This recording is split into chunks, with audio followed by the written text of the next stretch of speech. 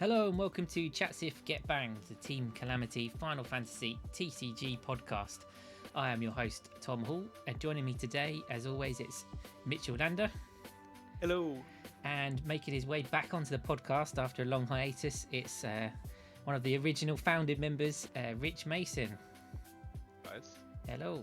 So yes, today we're back with another Legends review. Seems to be pretty much all we do at the moment because nothing else is happening. But yeah, we're ready for another Opus Legend reviews. This time is Opus 17. And what's it called? Rebellion's Call is the new name for this one. So we'll get into the Legends. Before we started, we just wanted to say, if you were listening to our last episode, we were previewing going to the Re-Raise UK event. We made some bold claims that we were going to do like a big review of the event, and all these different things happened, and then we didn't do it, and we're sorry for that. But one of the reasons was well, really nothing. It was a good event, we'll say it. So me, Rich and Mitch all went. So let's say the review of Re-Raise was good. We had plans to like interview people and get recordings where they're like a whole episode out of it, but when we got there it was like so ram packed. It was 8 rounds of Swiss, and like you barely finished a round and then you're into the next round, which is great for a tournament. It's bad for when you're trying to like record podcast interviews and stuff. So we didn't really get around to it day one. We didn't make day 2.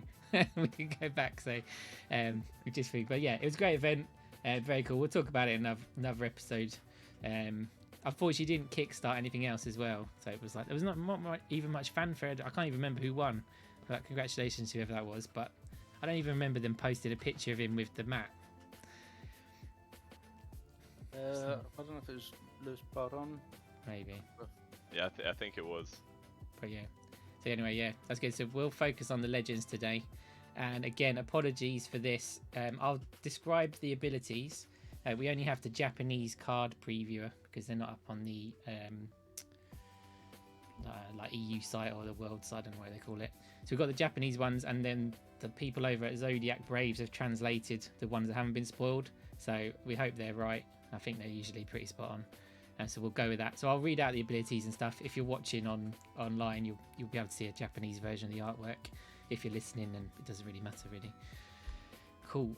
So we'll get started. So just to remind us of how we do our Legends review here. So rather than just review everything on a level playing field, we assign different ranks to it. So we have a variety of different rankings you can have. So from S tier down to C tier.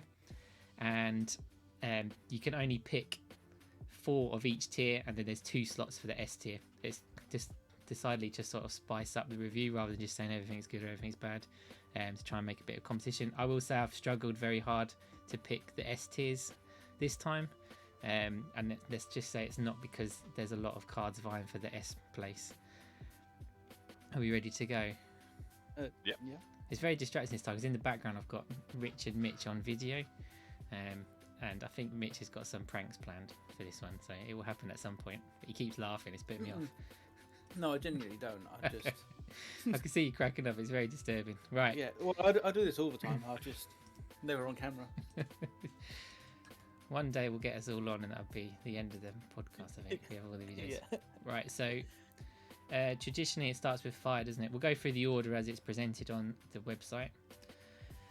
And we'll let one person can start it off, and then we'll give our rankings, which is how we normally do it. So first up is, according to my list, Edgar.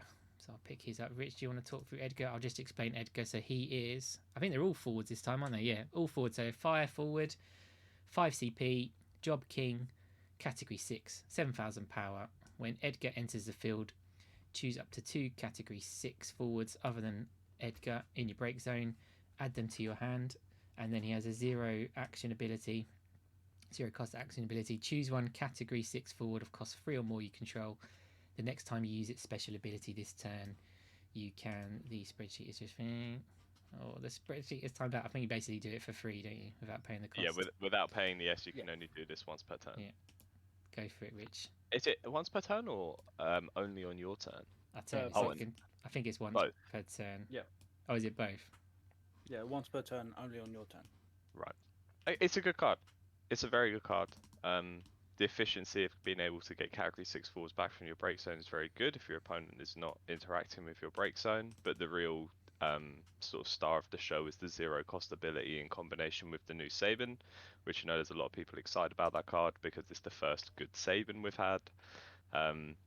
But it comes with the typical kind of annoyance that like it's category 6 again. It's always category 6. There's a little bit of kind of like fan service that goes on with the major like the more popular Final Fantasy titles. So they could have done this stuff with Rebels, they could have done it with a different Final Fantasy, but they've just kind of made it Final Fantasy 6 again. So now we're going to end up with an amazing FF6 Fire Ice deck, and that annoys me a little bit that they've kind of pandered to the more popular titles once again. Yeah, there's quite a few others outside of ice, isn't there, with specials? I think water's got a couple. It's mostly ice, though, isn't it? And the fire ones. I imagine you're probably going to go ice. I don't know if the water ones have. I'm just trying to think if they were actually in the special. water. I don't think they do have specials, actually. Yeah, there's Mog 6 that has one. That's not really played. As a Is that 3 or less? Yeah, costs 3. Oh, okay. And no, but the ability's no, 3 or more, isn't it? So you can't use Mog. 3 or more. No, you can't. It costs 3.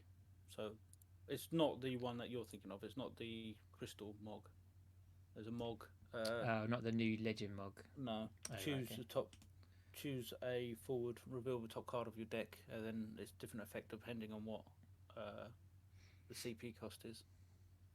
So it's not that great, to be honest. What have you rated it, Rich? I put him as an S. Oh, an S. Okay, first just S. out of spite, because I didn't want to put Hein as an S, and I felt like one of the Fire Legends deserved an S rank. So I've gone with S. That's not necessarily a reflection of the card and its abilities, but it's more so a reflection of the synergy that we'll have with the other FF6 cards. It's not like a standalone amazing card, but with the new Sabin and the existing FF6 cards, it just feels like it's going to be really strong. We need to get like an S tier klaxon, don't we? Like the battle victory music. So yeah, well, there you go, straight off the bat, S tier. Mitch, what did you rate it?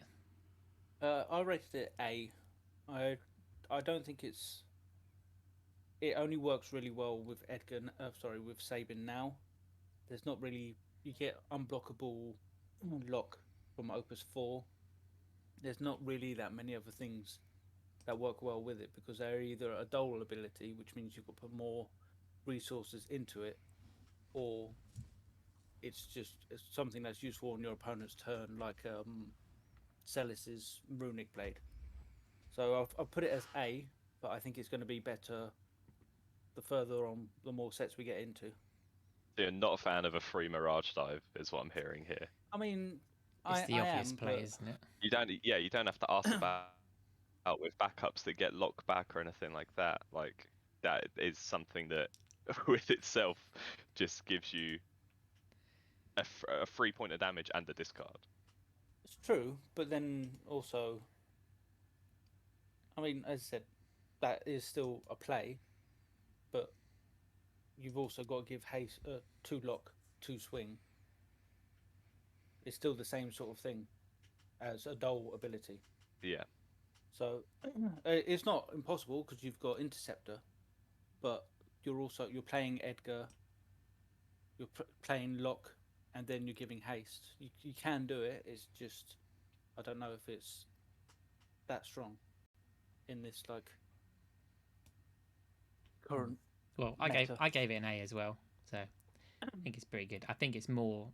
It probably shouldn't be an A, but the rest of the set has pushed it up to an A, which is my sort of slightly negative opinion of it. So that was partially my logic behind giving it an S rank, was that when I was doing this, I was thinking, what legend is close to standing on the same level as Glaciella? I was like, it's probably Edgar. Like, she is a better card. Got a long way to hype until we get to water. So yeah, I know. But yeah, seems to be good. Fire Ice 6 has always been pretty good, isn't it? When it gets his chance, there's lots of specials. There's some good specials in the new. I think there's a new Setzer that's got quite a good special. I think. Well, like one's worth using off Edgar. Is it Setzer? I think he's a 4 cost. He's not been he's not been in the spoiler. It's just been in the sort of card release dump that we saw from Japan. Yeah, he is in the set, and he is a 4 cost, which means you feel will like be able to use a 0 cost Edgar ability for it. Yeah, because Edgar's 3 or more. Yeah. So you can use 3 you or can use more? Shadow. You can use you can use all of them really. Sabin, Okay. the new Sabin, new sets. I feel like it's something, it reveals something from your deck or something, or draws cards or something. I can't remember. I can read out sets. Hang on. It's probably not worth. Yeah, Guiltos. It's probably not worth reading that out. But just saying, there's lots of specials in 6, so pretty cool card. Specials is a little bit of a focus this time, which I'm quite happy to see, because I've always liked the special abilities, but they're a little bit underplayed and. You're just excited to play Opus 1 Kimari Hero. Opus 1 Ronso Kimari, Rage. yeah, no, there's still Give me your specials. There's still never time for that. But cool. Right, SAA. I'm supposed to be tracking these down. I haven't written them down this time. Mitch, you can make note of everyone's picks. No. Delegated. Instantly delegated. I got too many. I'll do it. I've got too many windows open today because we're having to go between spreadsheets and the Japanese site. And have 2 screens then. Yeah. So we'll move into the next Fire Legend, which is Hein. I'll just try and find him. There he is. Mitch, you can start talking about Hein. I think the ceiling. Oh, actually, I have to say his ability, don't I? Yeah. Because you can't read it. Right, so 4 cost, Samurai, forward, category 14, 8,000 power. If you control 5 or more fire characters and or category 14 characters, Hein is Hein, isn't it? Or is it Hien? Gains haste. When he attacks, activate all category 14 forward you control until the end of the turn. They gain. This forward can attack twice in the same turn. This effect will trigger only once per turn. Sorry, Mitch. Go ahead.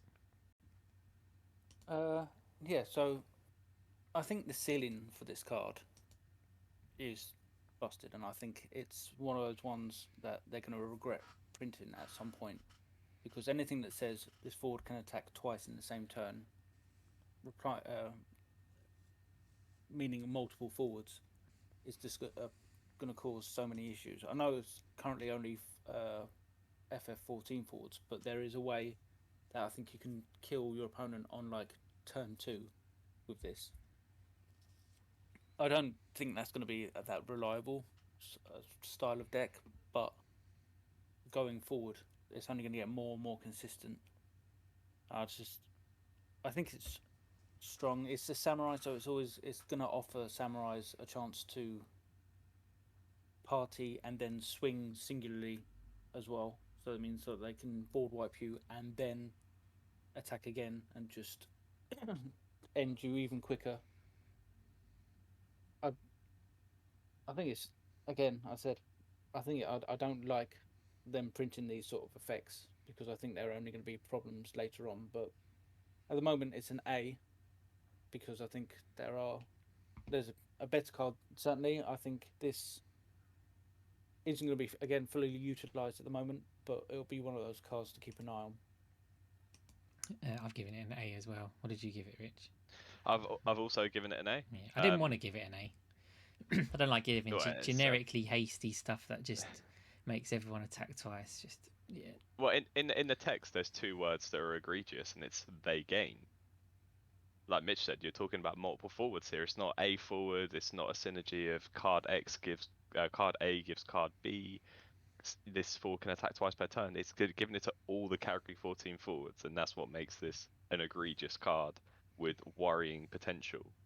But like going away from the really aggressive early plays of like spanking your hand down, playing multiple forwards, trying to kill him in the first 2 or 3 turns, I actually think that Hein is more dangerous played onto a developed board when you've already gone wide, and it's the kind of the card that's going to put you over the top, particularly in combination with like first strike and stuff that will stop your forwards from dying if they're blocked multiple times.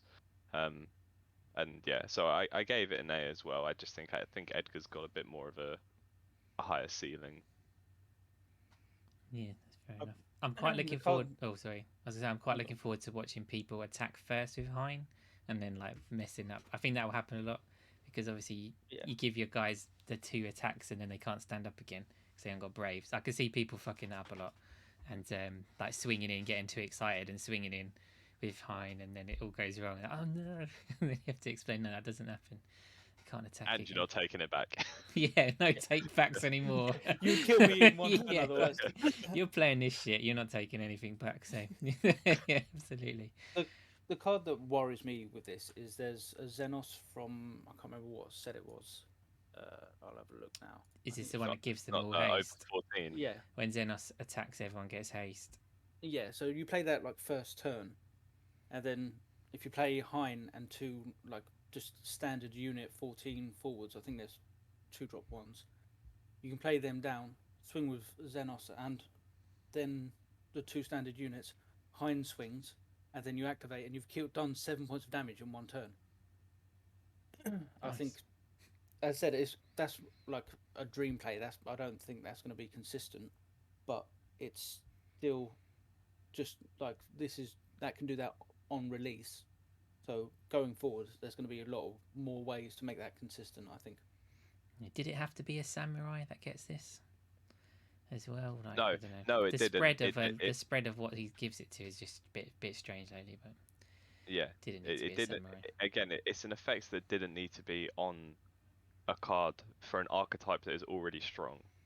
They could have given this to another card and it would have been slightly more balanced. But the fact that it is a samurai means when your opponent is playing samurais and they're running the cyan, that you can potentially get board wiped And searches this. a lot easier. I would feel a lot better about the balance of a card if it said, you've got the new Gosetsu that's come out, so Hein, when he attacks, activate Gosetsu, he can attack. Oh, it's got Brave anyway in it. Ignore that. But like, if a card A gives card B the ability to attack twice, that seems like a fairly balanced thing. When card A gives everything the ability to attack twice, in an Regardless already of what it strong is, yeah. archetype. Yeah, that's And it's the samurais is an archetype where you're quite quickly trying to get like lots of fire characters anyway. So there's like no negative to that Hein getting haste if you've only got 5 fire or characters. Like it fits into that. That's what you want to do anyway. So it's not like it's in an element where that might be balanced off. If you're playing like a dual element, it might be harder to get that off, sort of thing. But yeah, just play straight into it. I mean, from looking at it, I don't know if there's any this set. Samurai. There's only one FF14 samurai. Like card name samurai. I'm just seeing now if there's any samurais in. Yeah, so they've added a new samurai standard unit FF14. and it's a decently strong one as well. Yeah, and it's like one of the strongest. I think it's probably the strongest standard unit one as well, because it enters and kills something and then can attack, and it gets brave on damage 3. So Damage. just in case in case you do the mess up, yeah. Yeah, in case you do fuck up, they've got you covered. Yeah. Oh well. So yeah. We've idiot-proofed it, boys. We'll see how it goes. We'll see how it goes. I'm not when I remember when I first saw it get spoiled, I was like, oh, I'm not sure. We kind of it's been more enjoyable where we've been able to get the game going a bit slower, and you can actually like work towards like all these nice combos that you can do now. Whereas you've still got Avalanche slapping through. It's just not really likes the hasty stuff. It used to be a downside to being hasty, like you go all in and then the mid-range and stuff would claw it back and you'd be struggling, but now they just regain just as quick as they start. So yeah, we'll see how it goes, but yeah, like I said, I'm a bit worried about it as well in terms of the yeah, cool. Right, so that's the fire. I'll move into ice element, which I believe is next. Who's the next one? How do you say his name? Zerxat. Have I got a lead on this? Or should I just leave it to the guess? Oh, I probably should. You doing the ability, or I'll do the ability, and then I suppose I'm supposed to do the lead blurb on it. So it's that ice, cost 1, Dawn Warrior. He's a category 5 and Mobius, 9,000 power. The cost required to cast Zerxat is increased by 1 for each card in your opponent's hand. When he enters the field, if your opponent has 3 or more cards in their hand, your opponent reveals their hand, select 1 card other than a backup, and they discard it. and when this is messing up, when he attacks, I think everyone gets all. Yeah, when he attacks, all forwards you control gain 1,000 power until the end of the turn. I'll just come straight off the bat. I've rated this as a C. Not a fan at all. Just had lightning that does this. It's just like it feels like they're out of ideas for ice. So we'll make them all one cost 9k and they get more expensive if you've got cards in hand. But I know I'll give them ability that involves the opponent having cards in hand, so that you don't have to play to that thing anyway. And let's just discard it. And it doesn't really, that 1k thing. I don't really think that's much anyway. So yeah, I don't think it's very good. You just play lightning, I think, if you're going to do this style of play. I don't know if you play both. I really don't know. So yeah, for me, not much to say about it. Don't think it's that good. Dawn Warriors isn't really a the fact he's a Dawn Warrior, I don't think it groups into like a cool archetype combo or anything, because they don't really serve him. Is he the one that plays the free ones? No, it's Kelga plays. If you've got a Dawn Warrior, you search for a Dawn Warrior player or something. I think it's the Kelga. There's a new Kelga legend anyway, so you want to play that. So yeah, C all the way. Someone tell me I'm wrong, and tell me I've just gone off ice a lot. Really, just were you ever on ice? I used to mind. I don't mind ice as like a double thing. So like if you have like, X and ice, but this probably has to go mono ice, isn't it? Because you're going for the discard, even though you're not, because you want them to have 3 cards in hand. I don't know. Maybe there's some combo where you play him cheap and then everyone draws a card, so you get the. I don't know. What? Anyone? Mitch, you're somewhat of an ice player, I guess. Have you rated it any higher? No, I've still put it as a C. I think it has its place. Like with lightning, you want to pay 1 for lightning. Like you're quite happy if your opponent's got no cards in hand.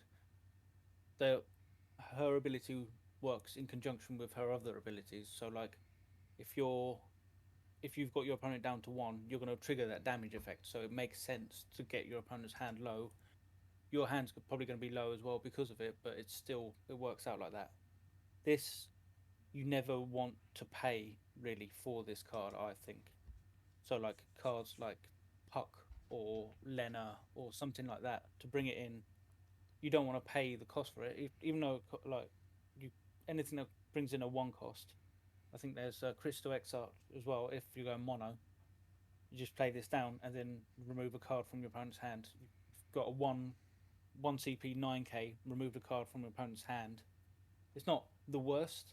But don't say Bart's Bocco either. I mean, that is a very good. It's a very good idea for it. I think it's probably one of the. I think they still get the effect, don't they? So that's really good as well. So that's probably the best place for it.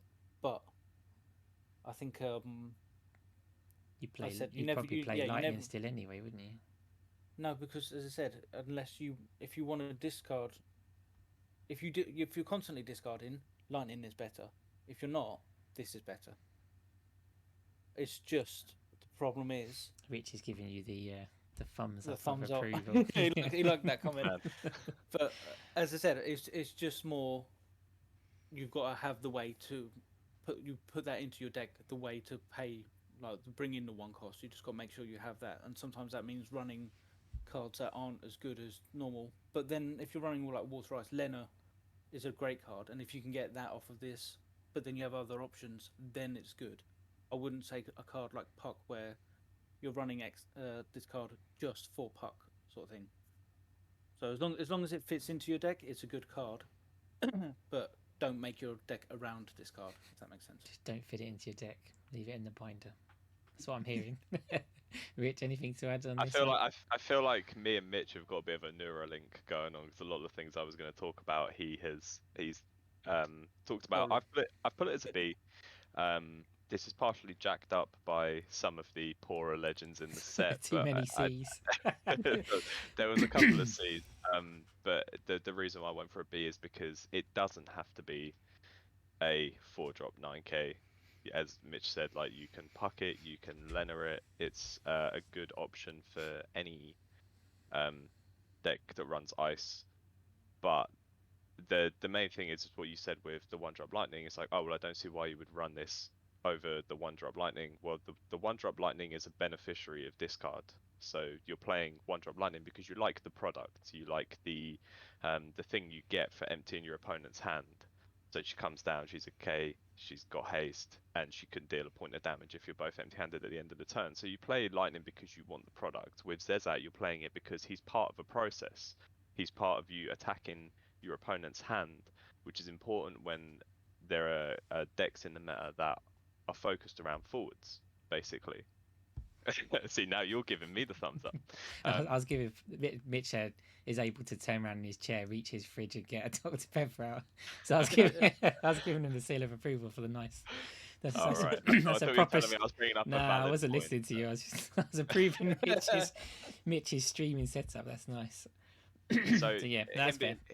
him being a 4-drop 9k in order to get the effect, I'm happy with the effect I get depending on what my opponent is playing. So if you rip an early Tenzen out of a Samurai deck, at the hand of a Samurai deck player, like you're going to feel really, really good about that. And I think with all the ideas that are coming up with Glaciella, the new water legend, you know, if you can rip one of those out of your opponent's hand, you're going to feel fantastic. And it's better than the Cat Sith backup because your opponent doesn't get to draw the card off of it. The extra ability of the 1000 power and whatever, like it's neither here nor there, but you're playing it for the end of the field, and because of that, I feel really happy with that being a B, and I'd be tempted to just slap it as a one-off in any ice deck. And then just lastly on it, he's Mobius. So he's got the double job, double category. So Mobius and 5. Yeah. So Mobius is really wind ice, because the Mobius search in wind, isn't it? Yeah. Is there any wind ice? Because that's going to like play lots of cards. Maybe there's you've got Sildra. The Sildra, the water summon, can search them as well. Search a Cat 5 or a water character. Just thinking because wind ice tries to play lots of cards in like one turn, doesn't it, for the lock and stuff? Don't know if there's anything there. Yeah, they won't run this. No. Oh, well, but the one thing it also does is it reveals your opponent's hand, so you can see, oh, I'm going to do a big play. I'll drop this down, see what they've got. Okay, they haven't got the Amaterasu. I can do my big play. Oh no, they've got 5 categories, 14 forwards and a Hein. Then you get rid of the Hein and you're off. Oh no. See, they've got 2 Heins and 4 category 15s. Okay, cool. Right, we will move on. So the next one is Sarah. I think it's your turn, Rich. It's probably fitting, because I think you like this sort of thing. So Sarah, there's another one with lots to talk about on this one because she has so many abilities. So Sarah is an 5 cost forward, job saboteur, category 13, obviously 8,000 power. So when Sarah enters the field, reveal the top 5 cards of your deck, add 1 backup among them to your hand, or play 1 job Moogle backup among them onto the field. Return the other cards to the bottom of your deck in any order. When Sarah attacks, choose 1 character, dull it and freeze it. If you control 4 or more backups, your opponent discards 1 card as well. Go for it. I've given her a B. I think she's a bit of a difficult card to judge. The enter the field is going to be very nice if you tailor the deck to Moogles. So with the new Mont Blanc and the new Herdy and a couple of the older Moogles that aren't named Mont Blanc and Herdy, I think you'd probably have to run some of the class type 0 ones. If you build the deck around it so that the hit rate on that enter the field has a high probability, then she's on the same tier as Shadow was when Shadow was released, because she's kind of doing the same thing. But what could make her unbelievably strong is the on-swing effect. So choose 1 character, dull it and freeze it. So it's not just a forward. You know, if Tross persists to be an issue in Opus 17, the ability to dull and freeze Tross is going to be something that's going to be quite desirable. And the likelihood is if you're doing the new Mont Blanc with the new Herdy, you're probably going to be in a deck that's going to 4 backups anyway. So on swing discard is, because it's not like when you deal a point of damage like Legend Block is, it's just all you got to do is swing and they're discarding the card. So depending on whether she lives or not, she's obviously going to have different levels of potential, and because of that, it makes her quite hard to judge. So I went safe and went with a B. Yeah, I went B as well. I think what for me held it back is you say catering the deck towards a Moogle line. I don't think at the moment Moogles are worth. Well, they just don't have quite the same payoff of building. Like if this was something else like Chocobo or something. Well, there's no Chocobo backup. I'm trying to think of a backup line that would be similar, but do you know what I mean? Like, the Moogle package isn't really that worth sticking them all in just for the free effect. It's quite nice that you do get a backup, so if it's not a Moogle, so you don't have to run Moogles because you can still add the backup to hand. So it's a bit like what Shadow was doing. I think Shadow was a little bit better in that sense because you could scoop a card and then play one from your hand. So if you had a backup in hand already, you added one and then played a different one. So that was quite good. But yeah, it's all right. I think it's quite good. Like you said, the attack stuff's quite good. I think it's just generally all right. I'm just not sure about the Moogle package. Yeah, you got the searching Moogle, but then you'd be searching for her really. Maybe the new Null or something. I don't know. That's category 30 as well. But what do you think, Mitch, of the Moogle package? I put it as a B, and it was going to be a C, but I've put it as like put Sarah in the package of Mont Blanc, Herdy, but also if you can give it haste, something like Biblos, because if you play it, you get a Moogle off it. You can use Herdy to play this for free as well during your opponent's turn, which is strong. But if you do get like as I said, if you hit off it, you're gonna feel like a god, and you're gonna be in a great position. If you miss, you feel like an idiot. Why are you playing this card?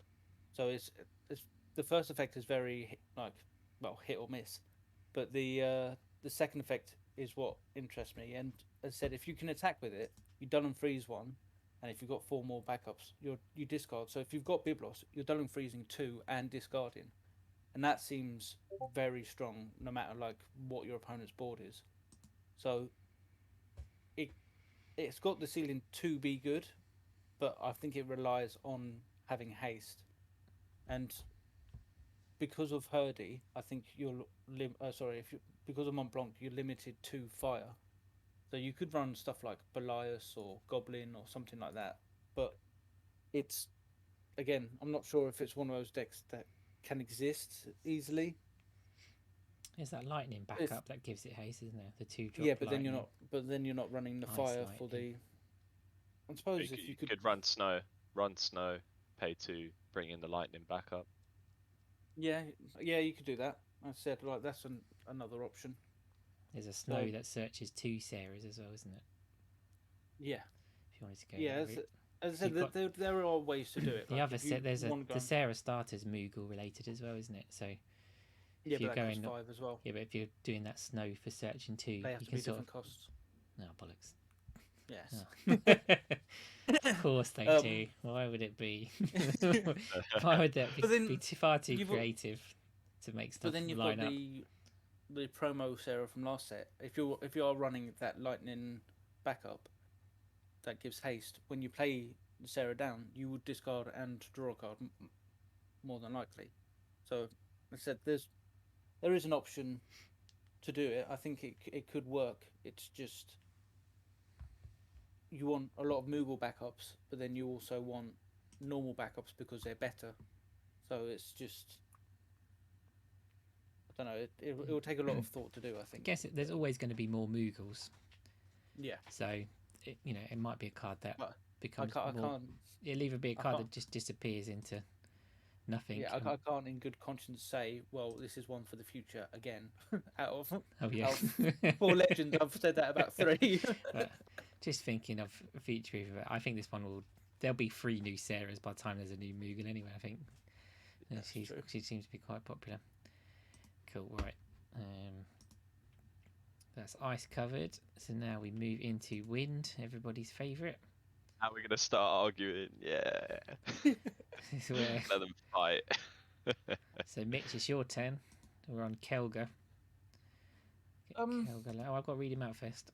Yeah. Kelga. So he is 4 cost forward, Dawn Warrior, another 5 Mobius, double job or double category, 8,000 power. He's got quite a lot of long text on these ones. So if your opponent doesn't control a forward of cost 5 or more, Helga gains haste, first strike, and brave. And when he enters the field, you may pay 1 wind. If you do so, or when you do so, choose 1 forward of cost 5 or more, break it. Go ahead, Mitch. Sorry for cutting you off. I've put this as a B for boring. B for boring. It's it's one of those cards I find that it's strong, but it's just like, oh, I can pay 5 to break something. That's it. That's literally like, if I get like there are things you can do with it, like you could, if you've got Bismarck on field, like break one of their fours, and then swing with it. It's got haste, first strike. If they block with something, you can dole Bismarck, use dole Kelga, sorry, to ping the forward that blocks, and then you're going to kill a 10k sort of thing. It's, I don't know. I just think it's like, wind has so many things to break, like 4 or 5 or higher, and this just does exactly the same thing as the rest of wind. So, what's the point? I can, maybe you run it as like a one-off or something in your deck. I think there are better. Wind has a lot better cards and do a lot more interesting things than this card. So it was more. I think I'm just not a fan of it than it actually being a bad card. Yeah, I gave it a B. Think it's all right. Rich, did you give it? C? Great review, Tom. Oh, I'm here to go to trying to counterpoint. You're like, I'm giving it a B because I think it's good. Well, Amazon review 3.5. yeah, I said it. I don't know. There's not much more to say That's about what it. it says on the tin. The thing, it was just more about what Mitch said. So he said that this is boring. It already does what wind does. But what you've pointed out as a weakness is actually the strength of Kelga, which is that when he has that first effect in play, so when your opponent doesn't control a forward that costs 5 or more, he gets haste, first strike, and brave. Like, that is problematic. That is a problematic forward, and by playing that, you're forcing your opponent to play into what wind does well. So they're going to want to slap down at 5 cost, 6 cost, 7 cost in order to switch that combat ability off, and they're playing into what wind does well, because a lot of the quintessential wind cards, like your Diabolos, your Alexander, to a lesser extent Garuda, they deal with the big forwards, the big problematics, the 4 cost, 5 cost, the higher cost. So you're forcing your opponent to play into a strength of the element, which I think is like a bit of an understated strength in the card. So I actually gave Kelga an A for that reason. It's a bit of a difficult card because it depends on what the meta's like. If we deal with weenie forwards left, right, and center, he's going to be a pants card. But I just think the ability that he's his own CEO. He comes down and he can break a forward when he enters the field, and then he benefits from breaking that forward in an element that breaks those kinds of forwards very well. If he broke a 9k or higher, he would be A. But because there are so many 4 cost 9ks, he's not a problem card. Because you can have a haste, first strike, brave, can attack 5 times, but if you've got a 9k forward that's 4 cost, you're not swinging. Unless you have Bismarck, but then you're already behind if your opponent has a Bismarck that hasn't been answered. Well, we've just reviewed Edgar, who's 5, and Rich is saying he's S tier, and Yeah, but he gets rid 2 of cards him. back. He costs 1. Yeah, I know, but there are 5 costs. The only thing I'd say I did quite like about it is Mobius, and I've quite enjoyed the Wind Wall, the new one, the 5 cost one where you like draw a card and can't be chosen. The 5 cost one, and this Earth Wind. So this would kind of fit into that deck as well. So I quite like to sort of, if there's decks I'd like try and upgrade them a bit. So you could go into that as like quite a nice little play in that sort of deck maybe, because that sort of lacks a little bit removal wise, because you sort of rely on the Sophie and stuff. So might be quite nice, and then it sort of plays against, you're playing lots of 5 cost stuff, and then you're making sure they don't play. I don't know. Well, that might be quite cool. But he would be remarkably crap against that deck as well, because against that deck he'd be awful. Yeah. The whole deck. Well, he'd break the wall. He could break the wall, which is not bad because the wall is open. So you can get rid of the wall and it opens up. So yeah, So I thought he was alright for that. So yeah, B seemed fair. I just think like there will be cards that rear their head constantly, and it's the likes of the Shinryus, and the new Shadow Lords, and the cards like that. He is the answer. Do you know what I mean? Like he's coming down, he's killing it, and then the one thing that none of us have stated is also the defensive property of having a brave and first strike forward is that your opponent then can't swing into that card, as he will be an endless blocker unless they can dull him or otherwise tell him that you can't block. Yeah, So I think Brave and First Strike is a bit underutilized as well. So it's rare. It's quite yeah. rare. Yeah, my only problem is the power of the card. If it was a 9k, like I said, if it broke 9ks, but if it was 9k as well, this card is an A. Yeah, but it's in Wind, which is like everything pings for a couple of 1Ks here, 2Ks Bismarck there. pings. Yeah, but Bismarck. there's Penellos and all in stuff like that. dancers. There's all sorts. Unless Well, this is going into dancers. Wind has all Easy, mate. sorts of mini pings, doesn't it, and stuff. So Yeah, you play him with Zezat, swing with Zezat, give him plus 1k. There you go. There's the synergy. The Mobius Search is in Wind as well. There you go. The deck's making itself. And for that reason, I'm out. Well, let's move this down to a C.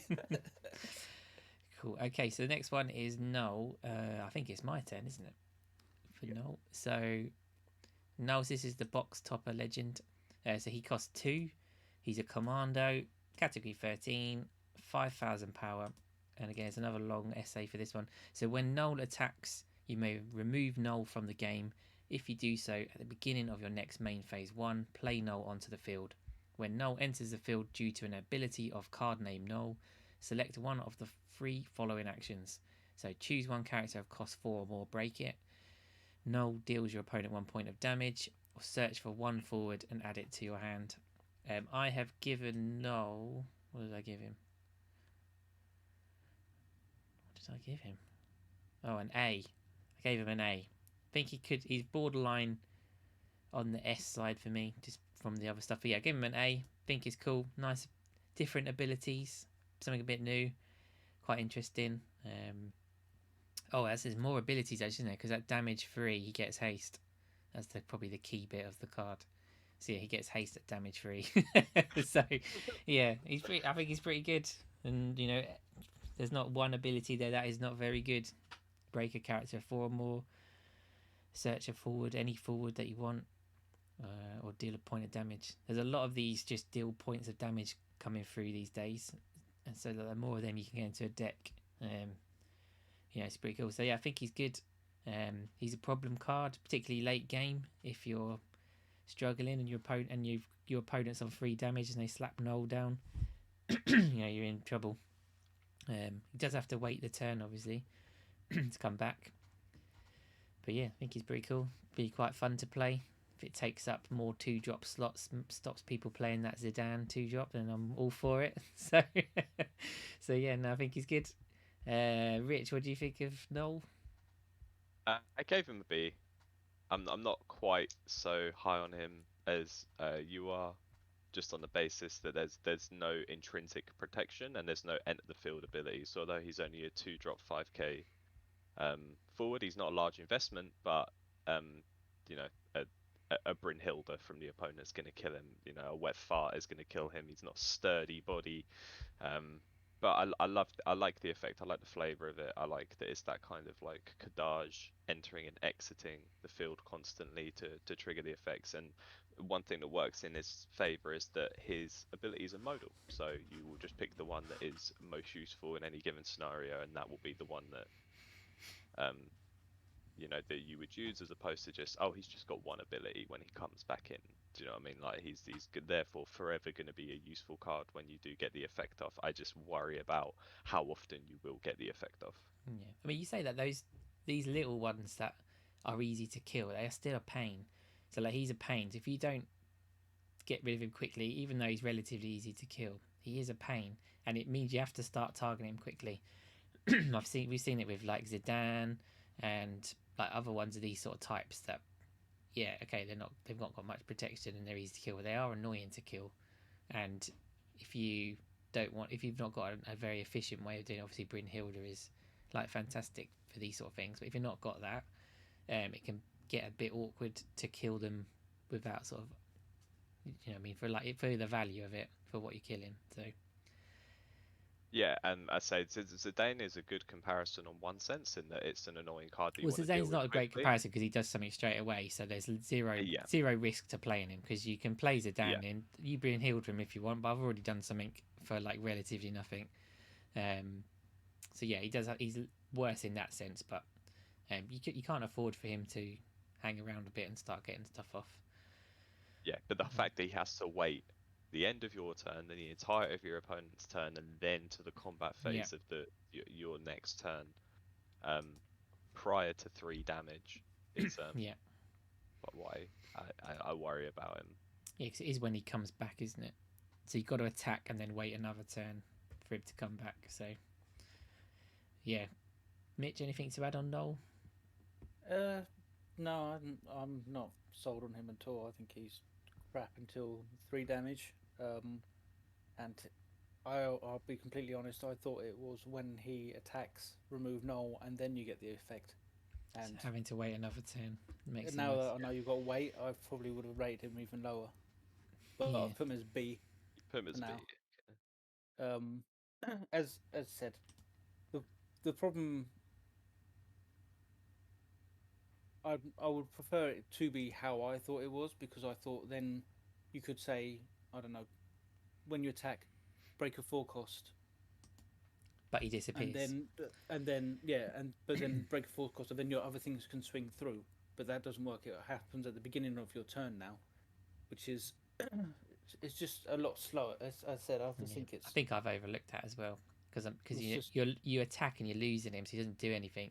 So if he did it then, it'd be quite good because you can just do the straight point of damage or search. That'd be quite very strong, wouldn't it? But actually, yeah. waiting the extra bit makes him a bit worse.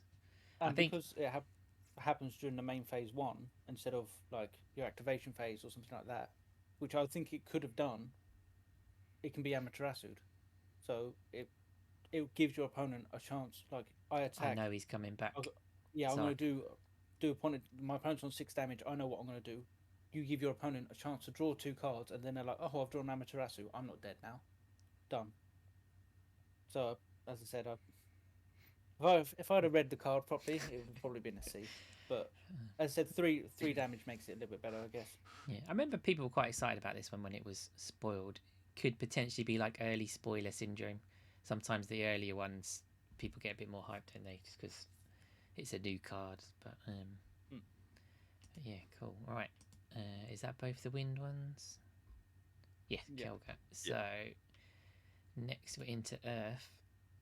Oh, water's last. So you can see it's going right. I can't even remember who the Earth ones were. Oh yeah. No, tell her like that was a C because I've actually got 5 Bs. So Oh okay.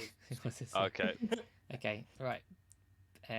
Prish is next for the Earth Legends, and luckily I don't have to lead on this one because I just get too angry. So Rich, you're on Prish. So Prish I'm on is. Prish duty, really? Well, I just did. Yeah, 'cause No, I'm so on it's Shadow you Lord. next. You're next, aren't you? Well, it was just me. So yeah, it is you. So Yeah. it's a free cost forward. She is an abhorrent one and a monk. Category 11, 6,000 power. She's got another essay on her. So when Prish enters the field or attacks, choose one forward opponent controls. Prish and the chosen forward deal damage equal to their respective power to the other. Discard one card from your hand. Prish gains 2,000 power until the end of turn. If the discarded card is card name Prish, Prish gains 4,000 power until the end of turn instead. And at damage 5, Prish gains 2,000 power. Rich, go ahead. So I've given Prish a solid C. Oh, my Prish. Possibly the worst legend in the set in comparison. It's challenging the Emperor.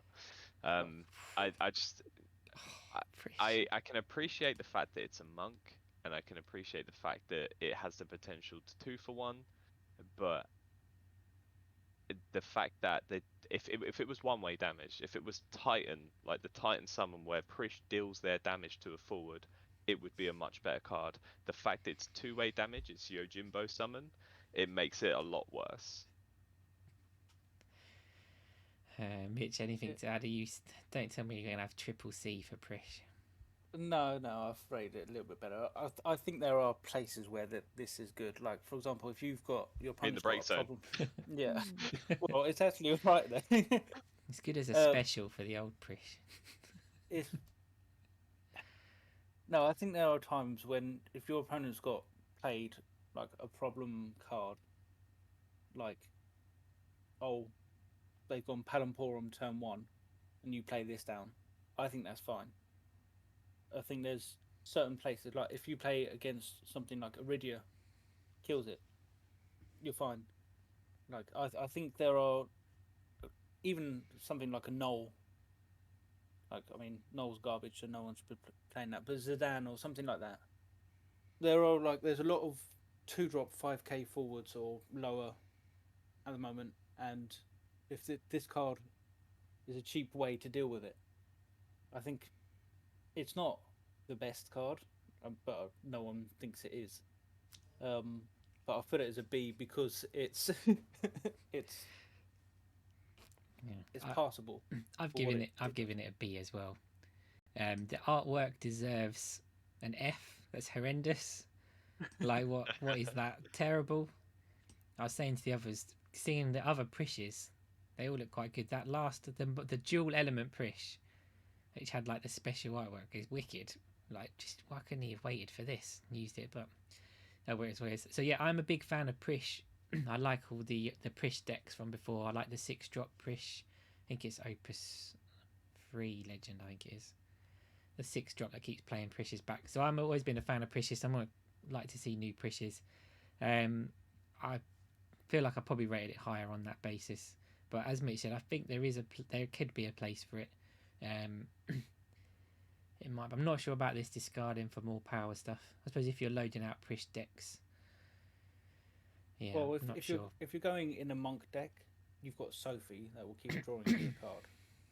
So then that will keep your hand up to keep this Prish good. But to be honest, the only time Which you really Sophie want to that play draws a card? the monk, the water earth Sophie. That's only when it enters the field, isn't it? No, that's at the end of the turn. Oh, the one that you can only play one of. Yeah. Oh, okay, the limited one. Yeah. Yeah, but you search that so easily. Um, as I said, I think, as I said, you only really want to discard for the most part for that enter the field ability, and I, monks tend to struggle with mass aggression, and this helps that. I mean, I know they've got Shantotto and stuff like that, but a lot of it is play Ursula, I play a forward, I've got to sacrifice that forward to kill something else, or I've got to sacrifice a backup. So it's just, I think, as I said, I think this has got a place, but I'm not sure how good like monks are anymore. It's more. Yeah, I I'm think not it's sure the monk's that relevant for this, giving it monk. yeah. I'm not sure that makes too much of a difference. I think I'm going to try and make it work. It's one I'll probably try and play a bit of. I'm not sure if you can get a Prish deck going anymore. Obviously, this wants to play into the fact that you can discard other cards called Prish. Yeah. I'm not sure if there's a place for that. I don't know, but I think it's alright. I'll give it a go, just because it's Prish. I think I do like Prishes. But cool. Okay. Oh, of course, it's category 11, so Yeah. There's a nice little engine for the 11 stuff, like Star Sibbles and stuff like that. Rampare, and leads us nicely into Lightning monks with his 0 monks and lightning. Shadow Lord, who is also category 11, leads us nicely into him, and he's a Mobius as well. Seems to be a big push for Mobius at the moment. Right, Mitch, this is your turn. Let me read him out. It's another long one, I'm afraid, people. So this is a 7-cost forward. His job is Kindred. He's a category 11 and Mobius. 9,000 power. When Shadow Lord enters the field, name one job. Break all the forwards with a job. Break all the forwards with the named job and job standard unit. When 3 or more forwards are put from the field into the break zone by this effect, Shadow Lord deals you 1 point of damage. And at damage 5, Shadow Lord gains 1,000 power and brave, but his element becomes dark. So a nice bit of flavour there for Rich. You could probably talk more about the flavour side from I don't know if that's flavour for Mobius or 11, but I saw people saying, "Oh, it's so flavoursome because he turns dark." Shadow Lord. It is an 11 Okay. thing. I'm trying to. I won't give spoilers, but it's a Okay. character turning into the Shadow Lord. Oh, right, okay. Yeah, with the name Shadow Lord, it makes sense. That he's Yeah. It's a turning dark. 20-year-old story. Like I can only hold on to the spoilers. He was a dark legend before as well, so fairly obvious. Go on then, Mitch. Where are you sat with the Shadow Lord? I think this is a good card. I think it's most people have been rightly comparing it to Titan. I think this is better than Titan, mainly because of a lot of decks are tribal now. So you've got like Avalanche, Sky Pirates, all of that sort of stuff. Like samurais, just ruined samurais, just straight out. It hurts think there's- Chocobos as well because they're It- either Chocobo or a standard unit, Exactly. so that's bad times. So, Chocobos as always said- get wrecked by like either like a board clear or something like this. There's something about him. He doesn't like Yes. Chocobos. Whereas like Dragoons as well. Titan- Dragoon stroke standard unit. So I'm stealing your shush. limelight here, So Mitch. Go. this stops Chocobos, Dragoons. No, Yeah. So I mean, as I said, you can. The obvious one is comparing it to Titan, and Titan struggled against cards like certain matchups, like Avalanche. It couldn't kill Barrett unless you boosted it. Sky Pirates, it would get reduced by Pinello and then become 3k and kill only like Pinello. This just flat out kills them, and I think this is a real good card for it. The only problem is sometimes, well, I know you've got like cards like Amaterasu, but there are times when you want to play it and that point of damage will be a problem. Whereas Titan doesn't have that issue. But I think it's depending on meta depending on if Shadow Lord's going to be good or if Titan's going to be good. If there's a lot of power reduction or if there's a lot of cheap weenie forwards, Titan's going to be good. If there's a lot of tribal stuff, Shadow Lord's going to be good. I think this is a welcome card, and I always love a FF11 because you can play it off of Rampage during your opponent's turn. But I've rated it an A, and I think that's fair. I don't think it's an S because I don't think it's meta dependent. So that's why I've only rated it an A. Rich, whilst you got your pen out, I've also given it an A, just for everything. But yeah, similar things to what Mitch has said, really. I do think it's quite good. I'm not annoyed. I question the fact it's got two negative sides to it, because I don't think it's. I mean, in the right play, it's immensely powerful. Like if you wipe a whole Avalanche board and stuff. But the fact that you then take yourself a point of damage it's a bit of a negative for it. But then at damage 5, change into dark as well. Again, I see that as it's a little bit of a sort of negative thing. I don't know why it needs so many like negative sides to it, because it's like, well, I think it's the not point like of a damage. I think the point of damage is because of you can replay this card. Like Shantotto, you can only play it once, unless you do like some like break your own backup stuff. Whereas this, they don't want you to keep breaking your you could, if you're playing against Avalanche, they play a big board, then they break Shadow Lords. You can play another Shadow Lord, and then pretty much your opponent's out of the game because just keep bouncing it and replaying it. Yeah, Yeah, that was my logic. Yeah, we can still do that anyway. I don't know. So yeah, I don't know. I felt it probably didn't need so many negative sides to it, but I think it's good. I think it's quite a good card. Like I said, it fits nicely. The fact it's category 11, I think, is good. The Mobius side is pretty good. If you're looking at, like I said, that Earth, Wind, Wall, this can go in there quite nicely. Fits nicely. The fact it's dark, turns dark, is a slight problem because it's quite nice playing a dark card in that deck. So something like, well, like you could play Neo X Def if you really wanted to, which I did. I'll add Shinryu, which is obviously a banger card. You know, the light dark choices at the moment are pretty good. So Shinryu has been like a standout card. I don't know for everyone else, but particularly for our sort of local meta and stuff, quite a few of us have been raving about Shinryu. I played Omega the other week and I've been enjoying that, so I'll keep him coming. So yeah, blocks that out a little bit. That's a slight problem, but yeah, pretty cool. Rich, what did you think of the Shad stuff? This is another situation where we've all gone for the same grade, so I've gone for an A as well.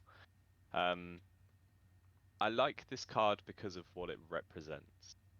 So if you're ever in a situation and you have a significant other and you do something to upset that significant other, you come home from work the following day and you have like the flowers and the chocolate, and you're trying to apologize for what you've done wrong. Now, Shadow Lord is an apology to the player base for letting things get out of hand. And that's why I love the card, is that they say that this particular spite on samurais by the fact that it breaks standard units. Like, that is an extra bit of text in there that's specific. I can just see you guys laughing on camera. I thought that it was best to use a concept or a metaphor to try and sum up what this card represents to the player base of people that don't. I don't run a lot of tribal decks. I don't have a lot of compassion towards the Avalanche or the Samurais, and I try and stay away from that kind of stuff. So, this card is tailor-made for me, for saying sorry you had to play against Samurais that time. This is this is how we're making up for it. Now you can kill them all. The taking the point of damage, it doesn't fuss me out at all. If you're in a situation where you're having to play Shadow Lord because they have an established board with a particular job type that is going to synergize by doing AoE damage or drawing cards, or being a problem the longer on the field, I don't care about taking a point of damage, because the likelihood is if I don't make that play, I'm probably taking at least one, if not more, points of damage anyway. So for me, that's not a massive negative. And yeah, the bonus is that it is also category 11 as well, so it's a Star Sybil Search target. So yeah, I went for an A as well, and I've firmly broken you guys. So Yeah, you did with that. The love letter. Yeah. Kageyama's love letter to us. Sometimes a simple opinion is not enough to convey the message, and you need an everyday kind of situation that is going to really strike true. And I think we've all been in the situation where we've been in the flower section or the confectionery aisle buying the apology chocolates or something like that. So Yeah, I suppose in fairness, Avalanche is going to be problematic again this set, because there was another searcher, wasn't there, for Avalanche? Like a 2-cost Avalanche operative backup. Yeah. There is Lease, which is just like overkill for party. It's an Earth forward. If you've not seen it yet, do yourself a favor, don't read it for a while. It's like overkills on party attacks and stuff. So yeah, so maybe this needed. And Samurai's obviously got a buff. And I think probably the category 15 generic stuff are standard units, maybe. I don't know. Am I going out on a limb on that? They're probably not. They're either the. Can't think what they are. I think one of the. I know I'm just literally reading the card text here, but it's literally because you name one job, you break all forwards. Your opponent controls of that, whereas something like Titan, it broke power less than Titan, including your own forwards. So you lost forwards in like conjunction with your opponent. Whereas with Shadow Lord, unless you're running some standard units, you're not going to lose anything out of it. So I can see this playing as an aggressive card sometimes as well. Like my opponent has played Sky Pirate's got a big board. I've got 3 forwards. I'm going to play Shadow Lord, wipe out all their Sky Pirates. I'll take a point of damage, but I'm going to deal like 4 in return. I think that's a good trade as well. Yeah, and like you said, Palamporum, stuff like that, they're both apprentice mages and stuff. So yeah, you should be able to get a few multis out of this in the current. If you can turn off Adele as well and get rid of all the soirees and stuff like that, haven't really touched on them. So that's not bad as well. Yeah. If you can make sure you can kill Adele or turn her abilities off or something. So yeah, realistically, you have to kill 2 forwards in order to make that a worthwhile investment. And unless if your opponent's got just one absolute ball ache forward, like they've just played old Feel Thanos or something, and you just want it gone, then yeah. Well, you can get through like Neo X Death and stuff like that. Okay. You can get through like some of the cards are like Braska's Final Aeon. If you're really desperate, that's not a choosy thing, so you don't want to choose those ones. Like Neo X Death and Braska's Final, so you've got like the non-choose kills. If you're really desperate, or a real sticky one, or Omega, yeah. One that we haven't mentioned yet that might be relevant this set is Scion to the 7th Dawn, because I just think like that's with the new cards, that's probably going to make a comeback, and the Opus, sorry, a bit of a tangent here. The Opus 16 Y'shtola that reduces based on the number of Scion and the 7th Dawn forwards you control is going to be promoting playing more Scions as forwards as opposed to backups, and therefore the value of Shadow Lord will be increased only after you have been slapped about by the Y'shtola. And there's some good ones in fire, and they're category 14, so it feeds into Hein. So yeah, that's a hasty deck, isn't it? So yeah, that's not a bad shout. Cool. Right, that's both the Earth, isn't it? Right, so next is Lightning. Who is first on that? It's Mitch's turn, is it? Or is it my turn? Yours. Yeah, I did. Who's the first one? Oh, it's X-Def. What's the second Lightning one? Hooded Man. Hooded Man. Where is he? Oh, Mysterious Man. Okay. I'll go the full art. There's a nice full art one for X-Def. Right, X-Def. People like this one. So he is 4 cost forward, job wizard, category 5, 8,000 power. If there are 10 or more cards, oh hang on, that's only half the thing. Oh yeah, it's just like that. If there are 10 or more cards removed from the game, X-Def gains 2,000 power. When X-Def enters the field, remove all the characters in each player's break zone from the game. At the end of each of your turns, if there are 20 or more cards removed from the game, your opponent selects one character they control, remove it from the game. I wasn't sure where to put this one.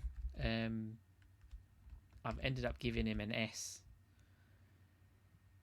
but not for any real particular reason. Otherwise, I just didn't really see what other S things were.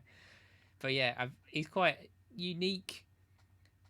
It's good effects, quite powerful, pretty cool. Seems pretty good. I probably would have given him an A normally, but I don't know what else is an S really. Nothing's really catch my eye, so I'll give him an S. I think it's pretty good. I think it's nice bit different, something a bit new, refreshing in terms of ability. Removing from the game is pretty cool. Yeah, I don't know. There's not much more to say there. I think it has a theme. I've not played 5, but I think he's all about removing everyone from the world and stuff, isn't it? Like the Void. The Void, my friend. So he's all about that. So there's some nice flavour there. I haven't really thought much about what I'd use him with, even though I gave him an S. I just think it's a strong card. I think lots of people will play it, so I've sort of gone with the populist voice because I think people will play it. I know people were sort of excited when they saw it. People have wanted a good X-Def for a while. It does have some combo stuff in it because the mannequins make him cheaper as well. So there was the 6-drop X-Def and that got cheaper because it played mannequins. But now you can play like Earth Lightning.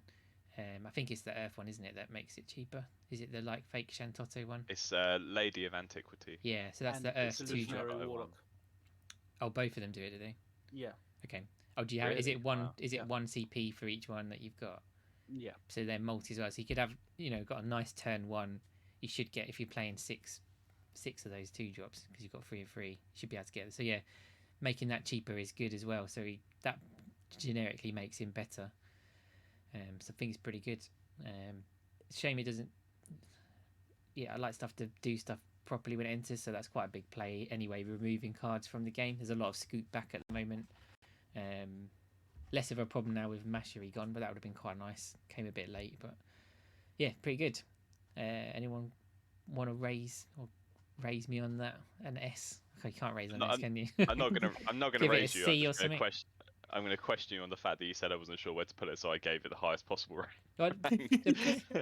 Sometimes you fight for the S's because you want to put everything S. Sometimes I don't want to put anything S, and so it's just you promoted him on the basis that you're unsure of it. Well, no, it's just I'm sure of all the others. So like I didn't really have.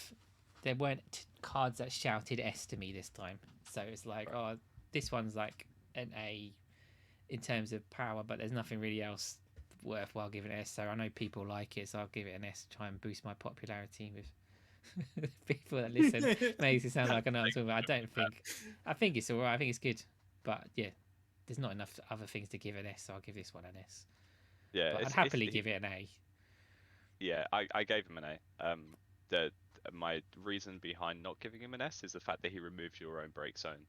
So although he is taking away some of your opponent's possibilities, he's also taking away some of your possibilities in an element that does have ways of getting stuff from break zone in the form of Sage and Ovyang, and I'm sure I'm forgetting other cards as Chadley. well. So, Chadley, yeah, Black Mage, Black Waltz, whatever it is, VV. So Yeah, like Black Horse. it is in an element in which you have access to your own break zone quite easily, and therefore by playing this card, you then have to start taking that kind of stuff out the deck. Well, that's one of the reasons why I prefer to rate these ones a bit higher, because this isn't just a, oh, I can slip this in, a generically strong, like Squall last, the Squall last deck, last Opus, generically Just strong. right You there. just, oh, I'm playing File, I'll put a couple of him in because he's just good. He doesn't have any synergy with any of the other stuff that's related to Squall, because you don't want to play him with the FF8 stuff because it's not very good, and you don't really need to build around him because he's just good on his own. And this is kind of feels a bit the other way. You can't just whack him in anything blindly and it'll be good. You need to sort of start thinking of new things and building around it, which I think gives things extra bonus points for me when I'm looking at the legend cards. Yeah, I don't know if there's any synergy in the fact that he's a job wizard. Like we don't have many wizards. I don't think there's any wizard ability. So like, it would have been nice if there was some kind of job or category interaction as well. But as I say, the flavor of the ability is really nice compared to the character in the game. So Cox blocks Neo X-Def as well, which is always nice. So you can't play both of them, can you? So that's quite good. Yeah, Mitch, anything to add on this one? It's more to do with the mannequin The side cost of it. reduction. Yeah, because you can reduce from it, but also, and I said they're standard units, but then it also, because you can pay any element for those mannequins, it means you can add another element to that package. So you've got your Earth Lightning already, but you could add Ice because that does the counterfeit Wraith. That is basically a fan for it. Or you could do the Cecil one, the Delusionary Knight, which searches a mannequin, and it gives you options outside of just your standard Earth Lightning to venture into other stuff. I think it's all based around this card. I think removing your opponent's break zone is always good, like, and especially for one CP, you would pay like you'd play Mist Dragon for one CP even without the forward. This is almost exactly the same. The only difference is this can be Amaterasu, but as I said, you've paid one CP and they're gonna have to pay a lot more for it. But I think it's a great card. I think that it also enables, while you were saying it makes your deck, limits your deck building, I think it opens up other cards, like there's a new unit that come out in the anniversary set that removes I think it's four forwards or four cards from your break zone to boost or no, reduce something by 2k. Now that works with XDEF. So if your opponent, if you swing with an 8k and you've got like say, I don't know, 6 cards removed, you remove 4, he gets a 2k boost and you reduce by 2k. It makes a big swing. It gives your opponent something, not only something to think about, but something that they've never really had to deal with before. I think it's really like a real interesting card because of that. that's fine, but on the flip side of that is there's a reason why those are not in play at the moment. Is because they're not as useful as the other effects of having cards in your break zone. We exclude Marjorie here because she's going to get banned, but a lot of the time, like you won't mind discarding a card early if it's not useful to the mid or late game. And similarly, having the ability to toolbox your break zone later in the game in order to find an answer for a problem card or for a closer is, it's something that is a very, very useful tool to have. You won't always have the answer in your deck, you won't always have the means to search it, but having the means to go through your break zone, you know if something is there. Whether it's you want to use the Type 0 backup to search a Bahamut 0 for game or something like that, and this just removes all possibility of you doing that, and it means you have to be very careful in what you get rid of early, because you might have to keep hold of something for 10 turns because you don't know when you're going to see the next one, and it's essential in that matchup, and you've got no way of getting it back. But again, the flip side of that is your opponent will also have to deal with that, but their deck's not built around it. So Yeah. your deck could be built around it, and maybe you would still be screwed over by the sort of situation that you're saying, but your opponent will definitely be screwed over because they'll discard something thinking, I can get that back later, and then you slap down next death. They're not getting that back. Yeah. So as I said, I think it's a real interesting card. It's one of the cards that I'm most excited to build around. I think it's a good card on itself, but I think you can like go even further with it. What's well, your so rank? Oh yeah, what was S. it? Ooh, It's an S. well done, well done. Didn't embarrass myself with that early S proclamation. Okay, so the next one. I should have gone C. You'll see. I don't think I've really bothered either way. I said I'm not. This hasn't exactly ignited my spark this set. Right, the next one is Hooded Man. I'll put the full art up there for you. Right, let me read Hooded Man. What have I given him? Oh yeah, okay. So Rich, this is you. Crap. I think. Is it Rich? Yeah, Rich is after me. Yeah. So Rich. So this is a 4-cost forward. His job is question mark. I don't know if that is his actual job or is it? It is a question mark. Oh yeah, his other one was. Yeah. It? Yeah. Category 4, 8,000 power. So you cannot play Hooded Man or card name Kane while in control of either character. He has haste. When Hooded Man enters the field, choose one card named Hooded Man or card named Kane in the break zone. You may remove it from the game. When you do so, activate all the backups you control and draw one card. Which? So it made me laugh when you first described this as a wind legend. No, a wind rare. Or like a wind rare, and I had an absolute brain fart before I actually understood what you meant. I like it. I just think it's maybe a little limited in what it can achieve. If you want to go the easy route, you can put it in Wind Lightning, and you can run it with the other Hooded Man. It gets you a Category 4 from Break Zone, or you can run it with the 2-drop Cane. If you're wanting to stick in Mono Lightning, your options are a little bit more limited. The only one that's really, really playable is the 8-drop one that gets reduced by breaking an active Lightning backup. But he's no good on the field though. You need him in the break zone. Yeah. I'm just saying about rather than just running 3 copies of him and having to ditch the first one, because if history's taught us anything, is that that's not a very good way of doing things. That's why no one played Innocence when it got released, because it required self-setup. It required you getting rid of the first version in order to capitalize on the having it in break zone effect. So at least if you run more than 3 copies and you run different types, you're not just sat with your dick in your hand when you got the first copy, waiting for then the second copy to be useful. But having said that, like, it's a good effect. Like, it's very it's good value to be able to untap your backups, particularly if you do put in a Wind deck, because Wind typically wants to be rewarded for playing multiple or casting multiple cards per turn. So it plays very well into that. But outside of that, what else are you achieving with this card other than a good value forward? Like 5-drop Bart's the Wind forward, or Varta, like, just kind of does the same thing. This is why I described it as a wind rare, because it doesn't really do anything. What rating did you give it? I gave it a B. Oh, a B. Okay, I gave it a C. Mitch, Oh, did you give it any higher than a C? Yeah, I gave it an A. An A? Oh crap. Okay. Oh wow. Okay. You better talk. And the reason is, and Rich actually it was one of the elements that Rich didn't mention.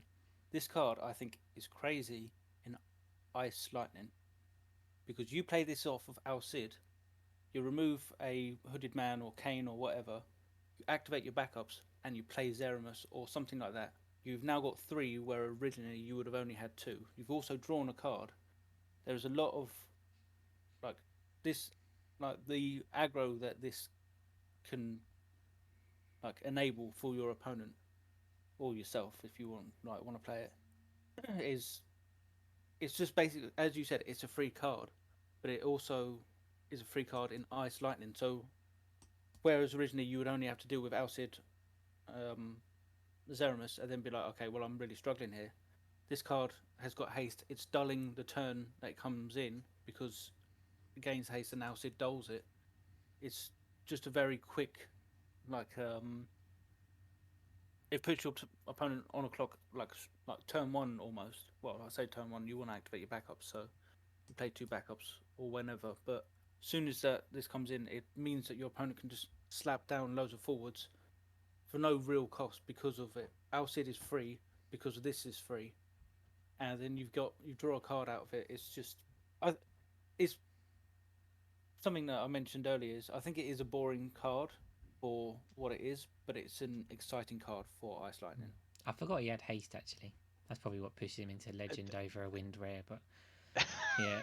The haste is useful, but like we were saying with the aggressive plays that you can make with Hein, I don't like the fact that the value of Hooded Man is then tied to the presence of another forward, which cannot be searched. Well, it can search these now because their category 4's got a searcher this set, isn't it? Yeah, in wind, isn't it? Yeah, but you've got like stuff wind, like yeah. you've got like Aldo or something. Yeah, so you can search one. You can search one of them, but then you need to organically come into the presence of the other one, and doing that in an efficient manner, it'll just seems a little bit of a clunky kind of play. You would happily discard these. Like if you've got Unileska down, you discard your first Hooded Man because it's useless. But then you can play the Aldo, search the second one, and then you're off. And then you can activate all your backups again because you've discarded the Hooded Man. As I said, I think it's something. While everyone is thinking about like different decks that it can go in, I think Ice Lightning is its home, and I think it's a scary card for that. Outside of it, I'm not sure it's that good. I think I would rate it probably B or C, but literally only Ice Lightning. I think this card's an A. I just to give it an A rank based on if I play this one turn. Yeah, if I have this one turn, Alcid and if I have Alcid and Zeramus in hand, it's like, well, if you're playing Ice Lightning and you've got Alcid and Zeramus in hand, you're already in a pretty fucking good position. Like, but no, I'm saying like this Alcid and then another card. I'm not saying it has to be Zeramus. Zeramus is the dream. Yeah, Zeramus is the dream, but playing this off of Alcid is what you want to do. Yeah, I'm just not sure about the having the cane and stuff in the break zone, which puts me off a bit. Well, there's a lot of canes in. He's in most elements now, isn't he? So fire, wind, and lightning. And Hooded Man is only in wind. I think no, he's in wind and lightning. There's that. You can just remove. There's another lightning one, isn't there? Yeah. So a few homes for him. Not sure though. But okay, that one. So now Mitch, you get to lead out. Is that all the lightnings? Yes, that's all the lightnings. Yeah. Oh, there's some new canes as well. Oh, the starter canes. Right, water. Now it gets exciting. Who's the first one? Glaciella. It is Glaciella. Right, Glaciella. Let me read her out. She is water forward. Free cost, job Valkyrie, category FFBE, 7,000 power. And her ability is you can pay with a crystal instead of a S when paying for the special abilities of a category FFBE character you control. When Glaciella Wetsit enters the field, gain a crystal. She also has a special which is called Surefire Burst. So that's special plus water plus one of anything. Choose one forward, deal it 2,000 damage for each character you control. Mitch, you've used your S tiers now, haven't you? No, I used X Death and that was it. Oh, right, okay. So this is your S tier. Yes. Go on then, go for quite it. Easily. This card is just, it's great, but it's something that's obviously going to start a new style of deck. That's why I think it's just that alone, it makes it an S. Everyone, as soon as they saw this card, was like, right, what S abilities have they put on FFB forwards? And it's just similar to Soiree's all last of set. them. Yeah, pretty much. It's similar to Soiree's last set. It was there was an overwhelming amount to make this deck work, and that alone will make this card like gold dust. There will be so many decks that will want to run it. You'll try it with water lightning. You'll try it maybe with mono water. You'll try it with fire water. I mean, I think there's wind There's earth water ones as well. yeah, Earth, exactly. water. So there'll be so Literally many everything. variations. There's so many specials on this. I There's think ice I as think well, ice- because yeah, you've got the as said. Fistalis, is it, or Physalis? Yeah. Yeah, So Phallus. as I said, they purposefully push these sort of cards and be like, right, play this new style of deck, please. Here's all of these cards. Here's the style of doing it, and this card is the enabler of it. In Not to water as mention- well, Crystal City. Yeah. Yeah. Yeah, exactly. Like this works perfect. Like every card that I've seen so far has got some sort of when it enters, gain a crystal. Just gain a crystal plus the extra effect. Like I think there's a water one. It's like bounce forward, now gain a crystal. Like what happened to old days where it was just bounce forward? But as I said, everything seems to be working towards that style. And water also has Sarah from last set where you gain a crystal, reveal the top card. If it's a backup, add it to hand. So you're also gaining out of all of that sort of stuff as well. And as I said, there's even the special is good. Like they've done it, costed it well in that if you play Glaciella on 5 backups, you gain the crystal. You can use the crystal immediately to do and pay the 2 like extra, presuming you've got another water to deal 10k to a character. That's basically on entry. Like you pay 5 to deal 10k to something. That's Kelga sort of level of good. Like that is amazing. So I feel like that's don't know. just shot fired at me. Like no, as I said, like I think it's just an amazing card, and like coming down, paying 5 to do 10k's or something, and then doing extra stuff is just I don't know. To me, it just seems like a crazy card that they've made unnecessarily strong for just to push more FFBE decks. It didn't But- need a special, did it? Really? It didn't need a special of its own. But I mean, It didn't need to gain a crystal on entry. Yeah, yeah, that's I true. feel the reason why they've done it is to make it so they can be Amaterasu'd. but then yeah, Yeah, Yeah. if it doesn't have that line of text, it can't be amated, and it's still a ridiculous card. So I feel Yeah. like they've done that for that particular reason. no, I think it's Yeah. good. I've given it an S as well. Have you Same. given it an S, Rich? I think you have. Hey, we've all given it S. We'll give it an S. yeah, Yeah. we're all. Woohoo. But I mean, yeah, just to add to it, what I like about it, which always pushes the ratings up for me, is that it, as Mitch said, it opens up. There's lots of different decks you can go for this. There's lots of different effects you can pull off. So yeah, you can build a variety of things. I'm sure it will quickly be settled on what is the best combination.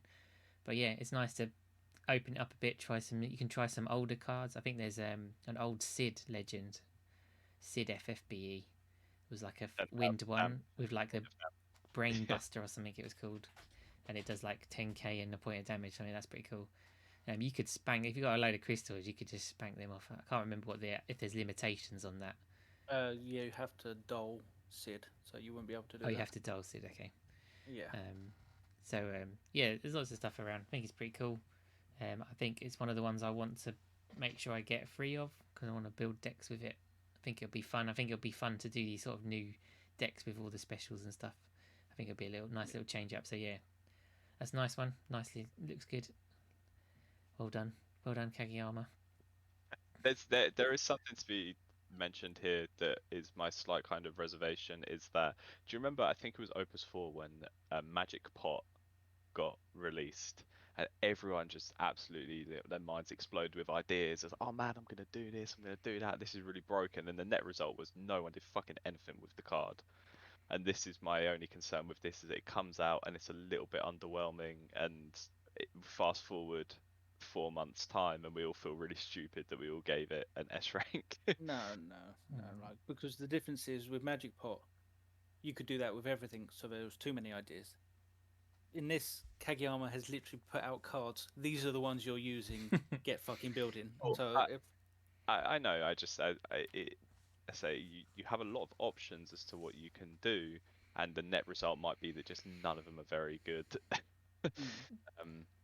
And But yeah, let's say the ability to pay crystals instead of the named cards for the SFX, it's ridiculous that is a possibility. Luckily, it's confined to FFBE, so it's not like any forward. But just think, like, normally, how often is it you have a copy of a card on the field and a copy in hand as well, and you've had the luxury to hold on to that copy till you can use the S ability. Now it doesn't matter. Now you've got crystals, and it's costed in such a way that it's actually very accessible to get back. If you wanted to do Water Lightning with the OA Samurai that's getting released, you can off-yang it back, you can Sage it back. In water, you can Lena it back. You know, it's a very accessible card to, if your opponent kills it, I'm just going to get it back. and I'll just add with Edgar and this, all those specials field, there is hope for Ronso Rage. Opus 1. Opus 1 Hornless, no, there's no hope for him. But if things get very bad, you could meme him in. That'd be good. Still some good stuff. Yeah, I think it's characters as well with specials, wasn't it? Are there any backups with specials? Yes, there are. There's those. There's Earth ones, Kitoni and stuff. Yeah. Yeah. So, yeah, it's cool. That's quite an easy one to review, isn't it? Yeah. So, Mitch, you get the joys of Minwoo. No, I just did Glaciella. Oh, did you? Oh, bollocks. I've got Minwoo. The joys of Minwoo. All right, Minwoo. Right, Minwoo.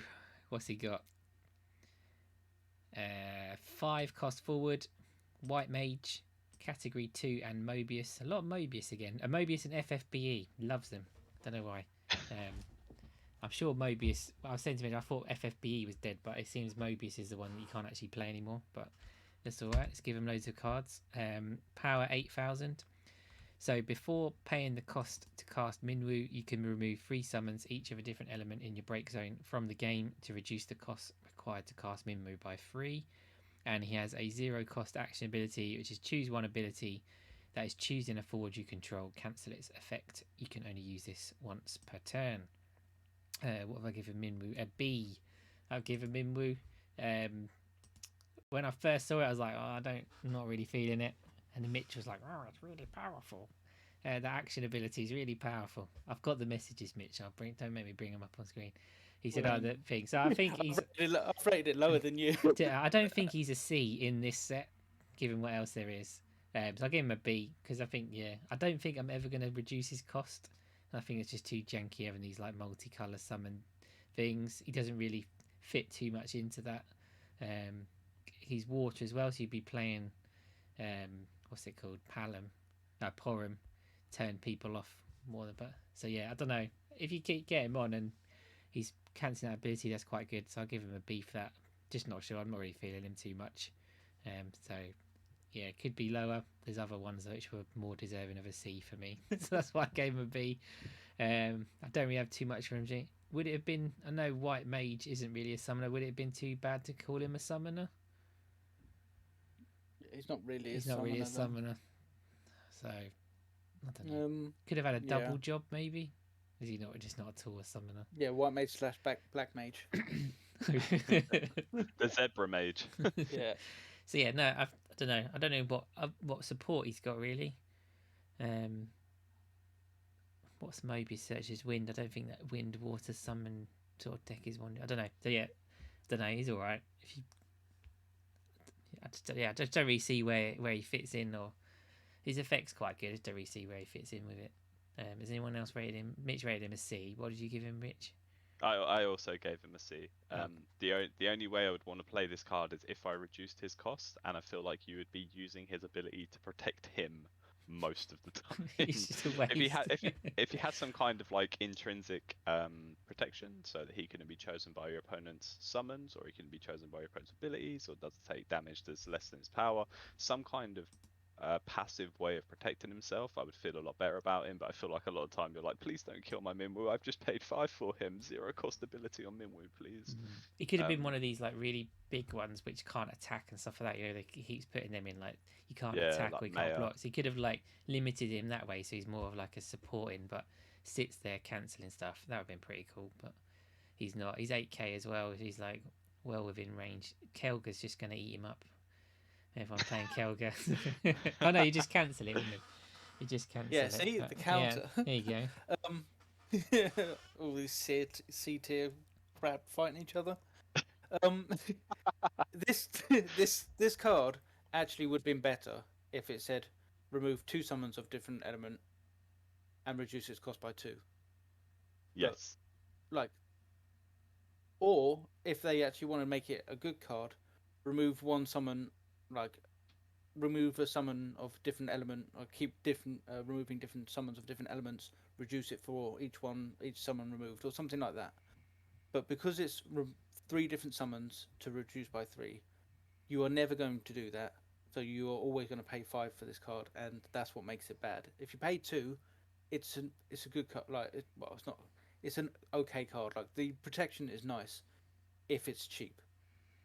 Otherwise, it's not worth it.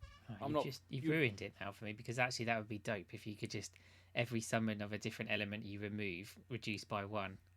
That'd be sick, because then you could just remove 1 summon and reduce him by 1, and it can go in much more. That'd be wicked. Why didn't it do that? Is this one been revealed? It has, isn't it? This isn't a mistranslation.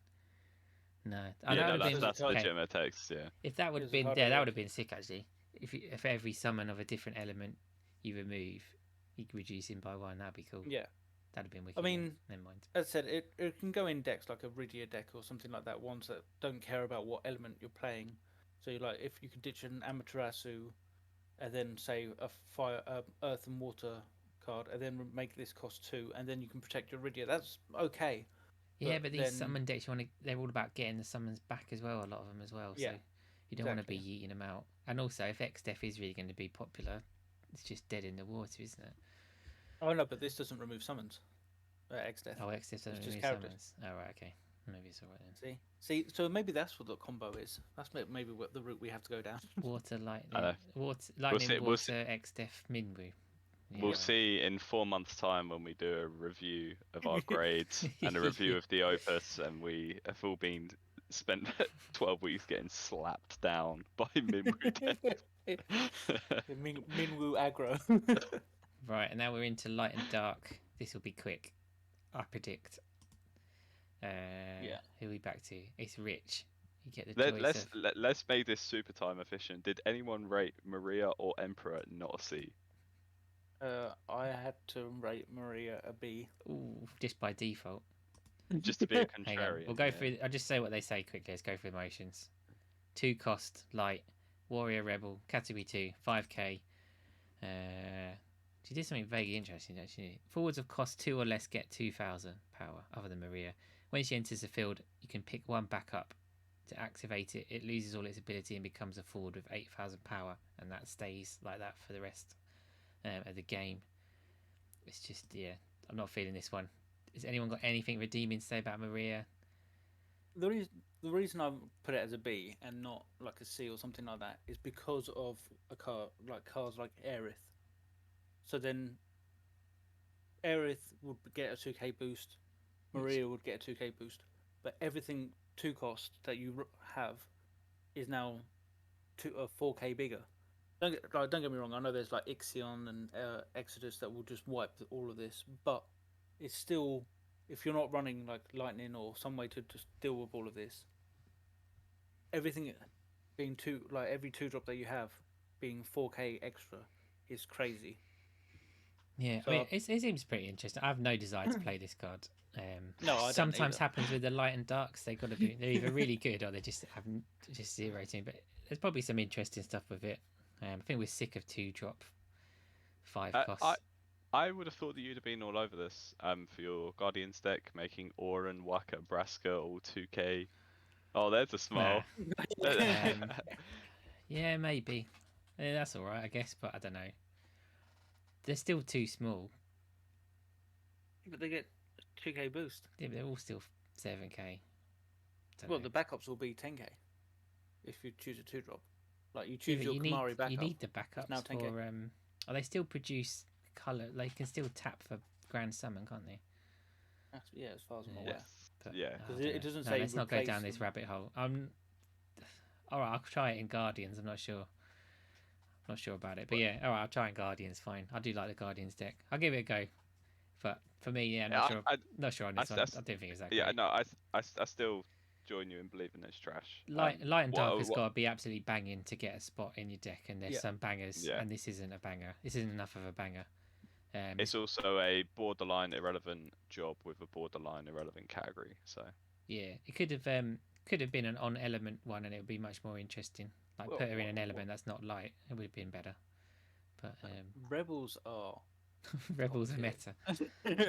what they did to FF6, they should have done to Rebels.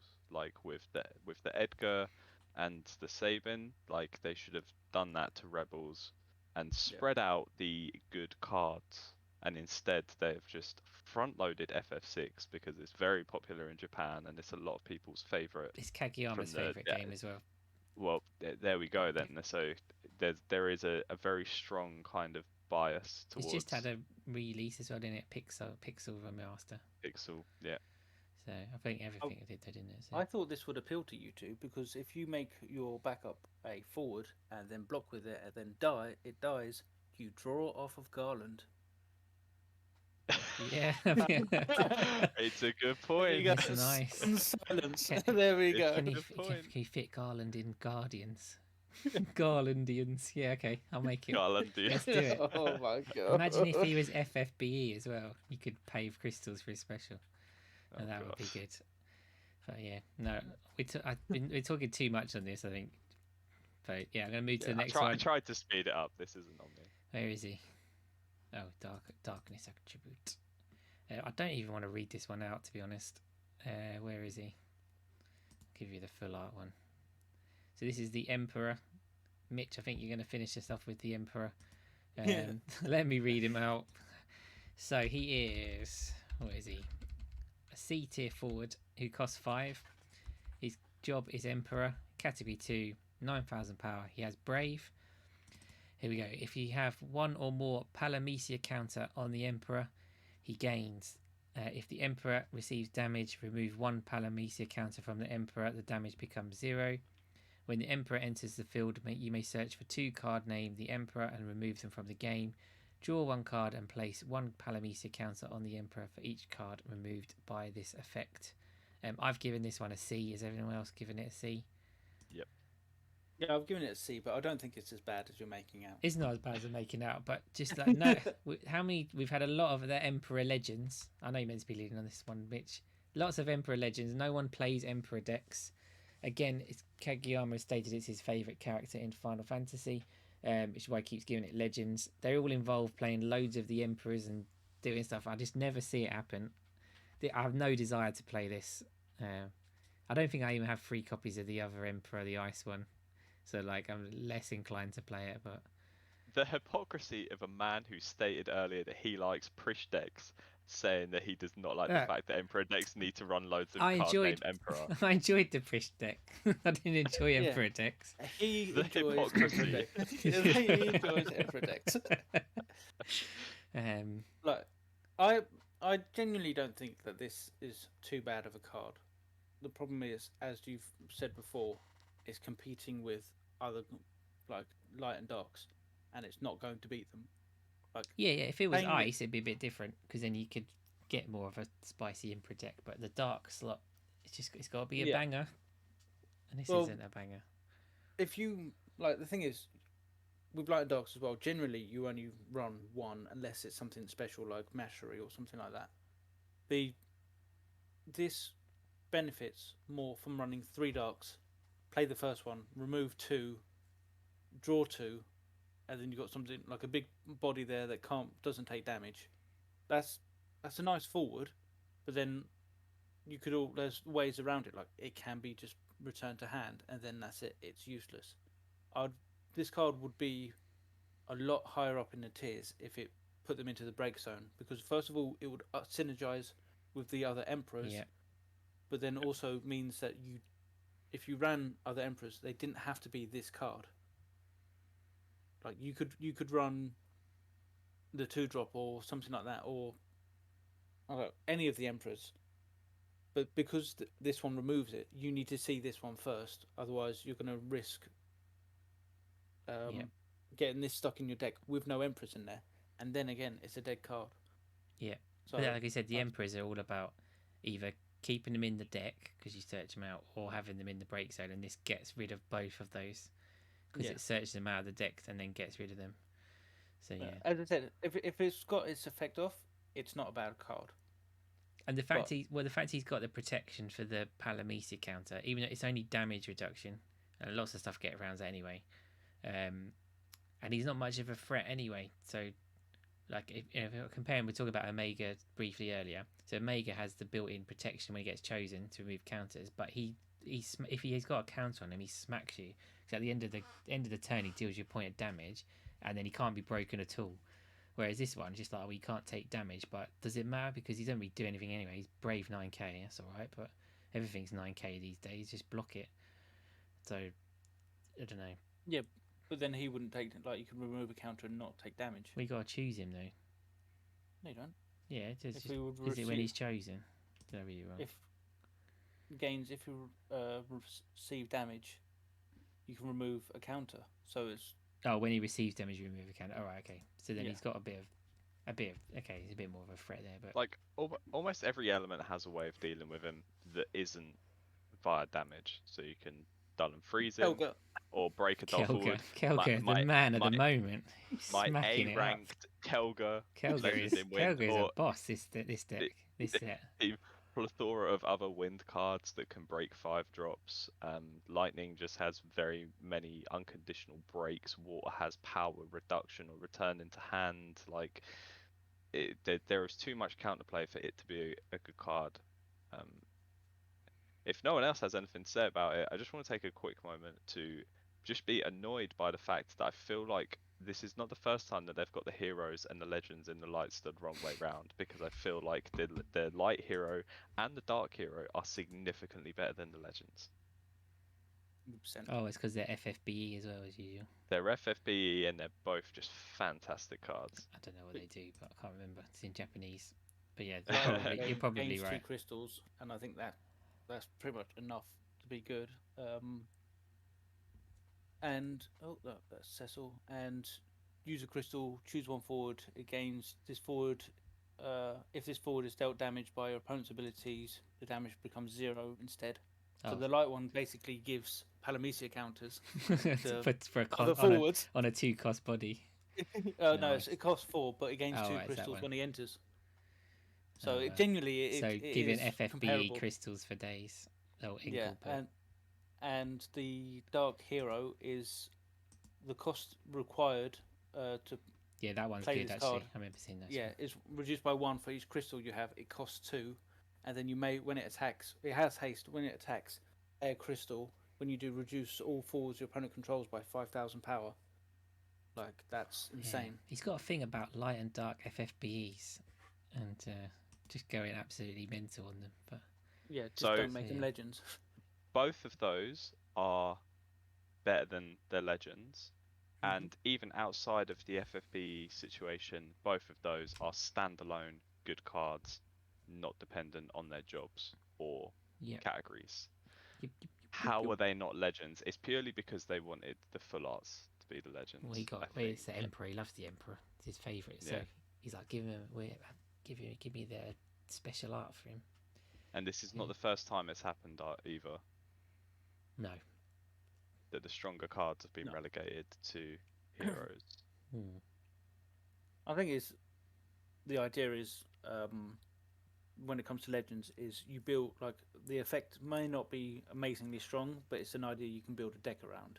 Like Maria, I can't see it, but there is a way you can build your deck around it. Emperor, you build your deck around it. Again, I can't see it. Not that I would think I'd want to, but I still can't see it. But you build your deck around having that Emperor, because then when it's there, it's actually going to be... If you had loads of Emperors in your deck, it's quite strong. You make a compelling case. You can build a deck around Maria, but I don't see it. You can build a deck around Emperor, but I don't see it. Just one thing on Maria. So when your backup loses its abilities and becomes a forward, is there anything spicy there, or will a lot of the stuff still? So I'm thinking, say that red 13 backup where you play it and you play a forward for free. Still, that's a field still- effect still stays on, so it will get removed if Yeah. you then play Maria and turn red into a forward. That field will still stay in effect when the card will disappear at the Yeah, end of the game. it's the thing that you take the piss out of me for saying it's a floating effect. Thing Floater, effect. the floaters. It's a floater. Always be wary of a floater. So Yeah. Cool. Right. Well done. We got through it. That was the last legend. Any honourable mentions? I of, haven't like, seen the full set non-legends? because we haven't got the cards, so no, I can't really. I like to wait till they're all released and then go through everything, but we haven't really. It hasn't come out yet, so yeah, I can't even think what I'm going to start on this set. I need to have a good look and see what I get. I remember saying the only one I was going to say was the lease, because I remember looking through the list. I was like, I said to Mitch, that lease is cool. And he went, yeah, it goes in Avalanche. I was like, that lease is terrible. What? Oh, no. Like, you try and think of something interesting and it's going to get ruined. But yeah, have you got anything? You've obviously got something from your side, Rich. I mean, there was a couple. There was the Dario Horn, which is the wind hero FFBE. If he's dealt damage, reduce it by 2,000 instead. He can't be broken by opponents' sums or abilities that don't deal damage. And at the end of each of your turn, choose one forward and activate it. And then an S ability for 1 wind, choose one character of cost 4 or more, break it. So there's the obvious synergy with Glaciella, but it's the fact that he is an investment. He is a 5-drop 9k, but it's the fact that he has his intrinsic protection, which means he's not just immediately going to get blown up as easy as another card would. Because he's got the damage reduction and that he can't be broken with summons or abilities that don't deal damage. And the other one I thought was pretty cool was Arcelia, which is a Earth hero of 3 cost, 7,000 power, category 11. When she enters the field or attacks, choose one summon from either player's break zone. You may remove it from the game. When you do so, place 1 refresh counter on Arcelia, remove 1 refresh counter, choose 1 forward, negate all damage dealt to it. It gains 4,000 power till end of turn. So the ability to, on end of field or swing, remove a summon from your opponent's break zone so that you gain an effect. You can put it on Prish. And then Prish can. attacks with no damage received. There we go. Prish is moving up. There we go. Sorry, I'll convert that Yeah, from a I like C it. to an S now. Sorry. Mitch, anything stood out for you? I really like Yagiri. Basically it's the lightning version of Cyan, but I also like it mainly because I feel like lightning's best home at the moment is Earth, and you can get backups back quite easily in Earth. So then you can also fuel the second ability because it searches a job ninja or card name ninja, so you can search the crystal backup. You can break the crystal backup to obviously add them back eventually with different cards like Robo Aqua or something like that, and then you discard 2 and then you break a forward. So I feel like it's one of those cards that you don't want to kill because your opponent will just search another backup, but then you have to kill because otherwise it's going to eventually you're going to get 2 ninjas in hand and break something else. So I really like that card. It's also EX Burst, which always appeals to me. Yeah, no, I can't think of anything off the top of my head. I'll have to have a full look when all the set is fully revealed. Go through it all. I find the Opus release a bit overwhelming. Just with all the cards to look at, I never really know where to start. So it takes me a little bit of a slow burner to get into it. So I'll probably start by just trying to make some older decks better, unless there's something really obvious to go for. So we'll see. So yeah, it's looking good. So yeah, that's Opus 17. Comes out tomorrow, pre-release. So enjoy your pre-release if you're doing one. I think it's actually kits this time. You get an actual box rather than just a pile of packs, which is cool. And this will tide us over till November. So enjoy this set whilst it lasts. I think the hype machine is going to go mental for the next set because it's the FF7 anniversary. There's all sorts of stuff going on. So yeah, enjoy it. Thanks for your time. We'll try. I say this every time. Hopefully we'll be a bit more engaged and we'll do some more podcasts throughout this Opus. If Rich is back and we haven't put him off again from this one. We wrapped up in 2 hours. I'm back. Okay. I only threw a bitch fit because we were super late that one time, and then I disappeared for 3 years. And so I'm back now. I said this one would be longer. Legends are always a bit longer, but But yeah, if Rich is back, we'll try and get him more regular. So that'd be cool. So yeah, thanks for seeing. Enjoy the Opus, and we will see you next time. See you later. Bye. Bye bye.